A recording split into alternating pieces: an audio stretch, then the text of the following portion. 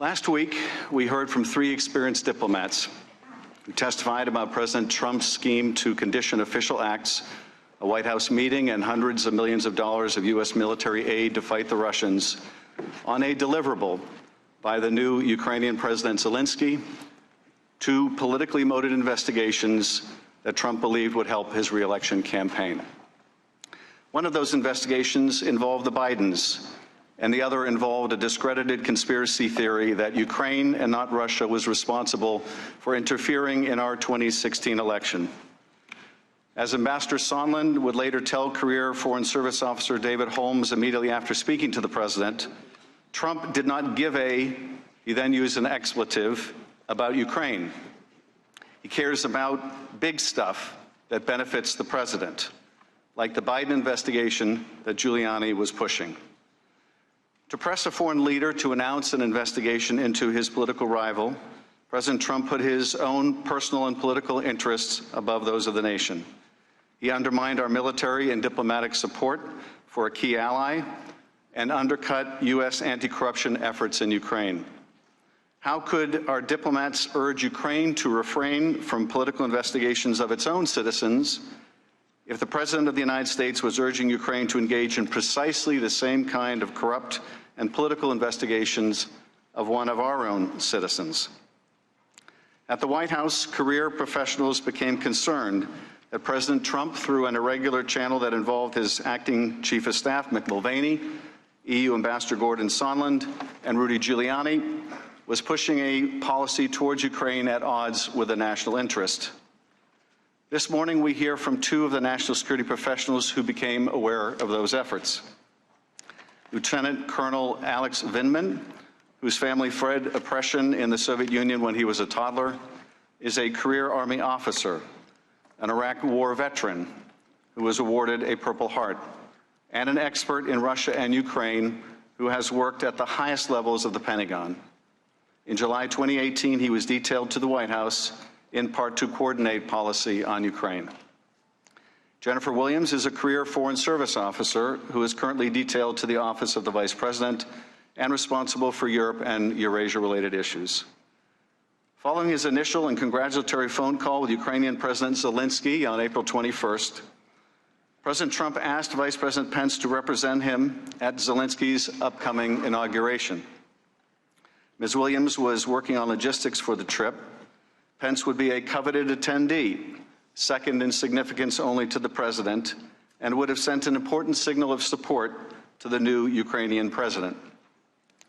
In early May, however, Rudy Giuliani had been planning to go to Ukraine to pursue the president's interest in having the Bidens investigated, but had to call off the trip after it became public. Among others, Giuliani blamed people around Zelensky for having to cancel and claimed that they were antagonistic to Trump. 3 days later, the president called off the vice president's attendance at Zelensky's inauguration. Instead, a lower-level delegation was named: Energy Secretary Rick Perry, Ambassador Sondland, and Ambassador Kurt Volker, the 3 amigos. Senator Ron Johnson and Lieutenant Colonel Vindman would also attend. After returning from the inauguration, several members of the delegation briefed President Trump on their encouraging first interactions with Zelensky. They urged Trump to meet with the Ukrainian president, but Trump instead criticized Ukraine and instructed them to work with Rudy. A few weeks later, on July 10th, Ambassador Sondland met at the White House with a group of U.S. and Ukrainian officials, including Colonel Vindman, and informed the group that, according to Chief of Staff Mulvaney, the White House meeting sought by the Ukrainian president with Trump would happen if Ukraine undertook certain investigations. National Security Advisor Bolton abruptly ended the meeting and said afterwards that he would not be part of whatever drug deal Sondland and Mulvaney are cooking up on this. Undeterred, Sondland brought the Ukrainian delegation downstairs to another part of the White House and was more explicit, according to witnesses. Ukraine needed to investigate the Bidens or Burisma if they were to get a White House meeting with Trump. After this discussion, which Vindman witnessed, he went to the National Security Council's top lawyer to report the matter. Vindman was told to return in the future with any concerns. He would soon find the need to do so. A week later, on July 18th, the representative of the Office of Management and Budget announced on a video conference call that Mulvaney, at Trump's direction, was freezing nearly $400 million in military assistance to Ukraine, which was appropriated by Congress and enjoyed the support of the entirety of the U.S. national security establishment. And 1 week after that, Trump would have the now infamous July 25th phone call with Zelensky. During that call, Trump complained that the U.S. relationship with Ukraine had not been reciprocal. Later, Zelensky thanks Trump for his support in the area of defense and says that Ukraine was ready to purchase more javelins, an anti-tank weapon that was among the most important deterrents of further Russian military action. Trump's immediate response: "I would like you to do us a favor, though." Trump then requested that Zelensky investigate the discredited 2016 conspiracy theory and, even more ominously, look into the Bidens. Neither was part of the official preparatory material for the call, but they were in Donald Trump's personal interest and in the interest of his 2020 re-election campaign. And the Ukrainian president knew about both in advance, because Sondland and others have been pressing Ukraine for weeks about investigations into the 2016 election, Burisma, and the Bidens. Both Colonel Vindman and Ms. Williams were on the July 25th call. Vindman testified that due to the unequal bargaining position of the two leaders and Ukraine's dependency on the U.S., the favor Trump asked of Zelensky was really a demand. After the call, multiple individuals, including Vindman, were concerned enough to report it to the National Security Council's top lawyer. It was the second time in 2 weeks that Vindman had raised concerns with NSC lawyers. For her part, Williams also believed that asking Zelensky to undertake these political investigations was inappropriate, and that it might explain something else that she'd become aware of, the otherwise inexplicable hold on U.S. military assistance to Ukraine. Both Colonel Vindman and Ms. Williams also took note of the explicit use of the word Burisma by Zelensky, a fact conspicuously left out of the record of the call, now locked away on an ultra-secure server.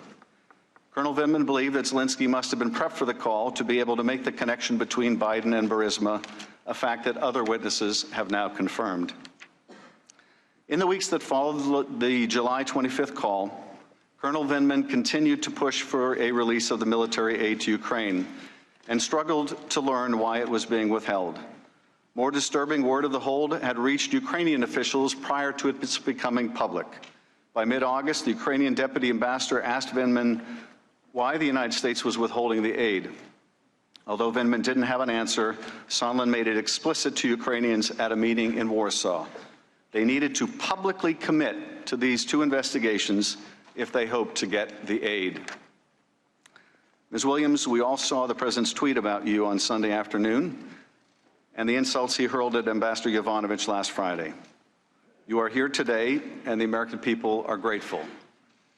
Colonel Vindman, we have seen far more scurrilous attacks on your character and watched as certain personalities on Fox have questioned your loyalty. I note that you have shed blood for America, and we owe you an immense debt of gratitude. I hope no one on this committee will become part of those vicious attacks. Today's witnesses, like those who testified last week, are here because they were subpoenaed to appear, not because they are for or against impeachment. That question is for Congress, not the fact witnesses. If the president abused his power and invited foreign interference in our elections, if he sought to condition, coerce, extort, or bribe an ally into conducting investigations to aid his re-election campaign and did so by withholding official acts, a White House meeting, or hundreds of millions of dollars of needed military aid, it will be up to us to decide whether those acts are compatible with the office of the presidency.